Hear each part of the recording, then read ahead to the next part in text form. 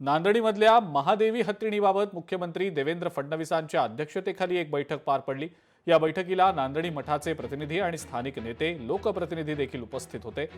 सरकार नांदणी मठासोबत असून महादेवी परत यावी अशी सर्वांचीच इच्छा असल्याचं मुख्यमंत्र्यांनी यावेळेला म्हटलं।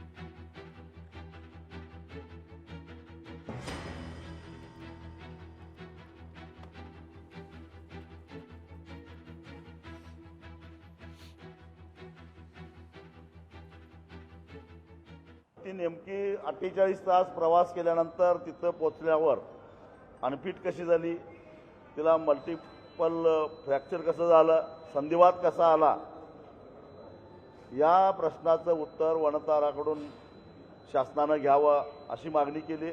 एकूणच वनतारा आणि पेटा हे दोन्ही संशयाच्या भोवऱ्यात आहेत। त्यावेळी मुख्यमंत्र्यांनी सांगितलं की या माधुरी हत्तीच्या निमित्तानं पुन्हा एकदा सुप्रीम कोर्टामध्ये रिव्ह्यू पिटिशन मठाच्या माध्यमातून करण्यात यावं आणि महाराष्ट्र सरकार त्याला इंटरव्हेन्शन त्याच्यामध्ये पार्टी विल इंटरव्हेन्शन पिटिशन दाखल करेल आणि ही सर्वसामान्य जनतेची जी काही जनभावना आहे ती महाराष्ट्र शासनाच्या माध्यमातून सुद्धा आम्ही मांडू। सुप्रीम कोर्टात जाण्याशिवाय पर्याय नाही, HPC पुढे जाऊन त्याचा मार्ग निघणार नाही आणि म्हणून मठसंस्थान हे सुप्रीम कोर्टामध्ये जाईल।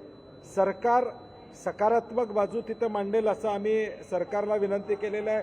आम्हाला तीच अपेक्षा सरकारकडून आहे, कारण की सरकारच्या वन खात्याचे रिपोर्ट जे आहेत त्या रिपोर्टवरच HPCनं निर्णय घेतला, सुप्रीम कोर्टानं त्याच्यावर शिक्कामोर्तब केला। त्यामुळे या सगळ्या प्रकरणामध्ये गव्हर्नमेंटची भूमिका, सरकारच्या वन खात्याची भूमिका ही अत्यंत महत्त्वाची असणार।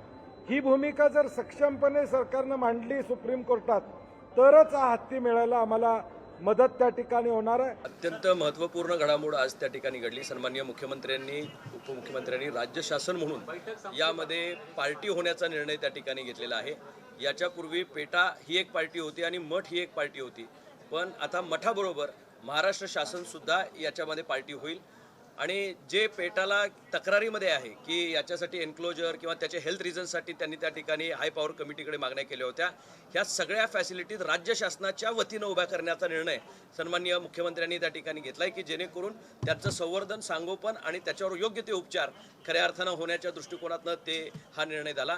आणि निश्चितच कोर्टामध्ये सुद्धा शासन या पद्धतीचा सुतोवाच करणार आहे की ही जबाबदारी शासन घ्यायला तयार आहे। सुप्रीम कोर्टाने निकाल दिलेला आहे, त्या निकालाच्या संदर्भामध्ये तज्ज्ञांचा सल्ला घेतलेला आहे। जिल्ह्यातल्या तमाम नागरिकांच्या त्या हत्तीणीच्या बाबतीमधल्या भावना फार तीव्र आहेत आणि त्याच्यामुळे खूप मोठं शिष्टमंडळ त्या भागातले दोन्ही तिन्ही खासदार, माजी खासदार, विद्यमान आमदार, माजी आमदार, मंत्री प्रकाश आंबेडकर किंवा हसन मुश्रीफ साहेब असे अनेक मान्यवर आजच्या मीटिंगला होते आणि त्यांनी आपापली भूमिका मांडली। परंतु सरकारने पण सांगितलं की त्याच्यामध्ये कुणाच्या भावना दुखाव्यात असं सरकारला अजिबात वाटत नाही।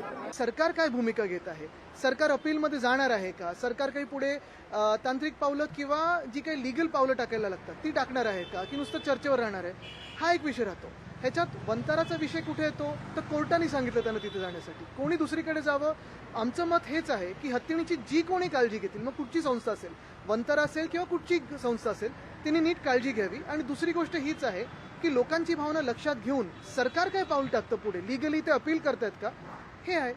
माझी जी काही चर्चा झाली आहे वनताऱ्यांचे अधिकारी देखील बरोबर ते एवढंच सांगतात की आम्ही कोर्टाचं पालन करतोय, पुढे जर कोर्टाकडून आदेश आला की ह्यांना परत पाठवा तर आम्ही ते करू। माननीय मुख्यमंत्री फडणवीस साहेबांनी मठाच्या सर्व स्वामीजींना आणि सर्व विश्वस्तांना आश्वासित केलं की शासन म्हणून आम्ही मठाबरोबर आहोत, जनभावनेबरोबर आहोत।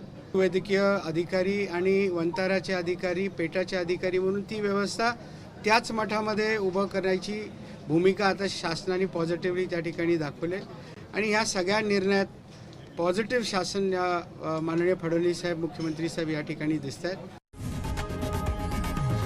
लोकशाही मराठी ऐका, पहा, जागरूक रहा।